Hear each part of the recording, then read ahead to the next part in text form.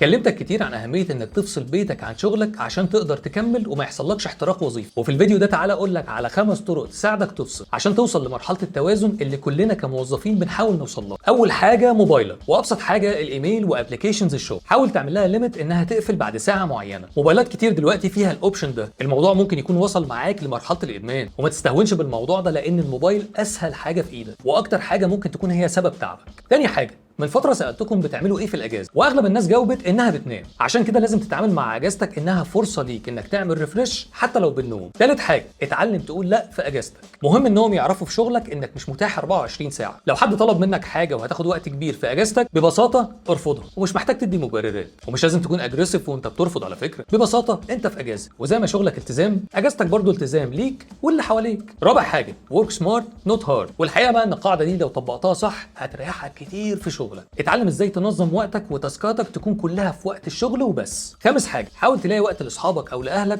تقعد وتفصل معاهم، واتفقوا تبعدوا عن سيره الشغل خالص. صحيح انها مش هتظبط من اول مره، بس بعد شويه وقت صدقني هتظبط، وده عن تجربه. وبس يا سيدي، هستناك تقول لي في الكومنتس بتعمل ايه من الخمس حاجات دول عشان تعرف تفصل ما بين بيتك وشغلك في وقت الاجازه. وطبعا ما تنساش الفولو واللايك والحركات اياه.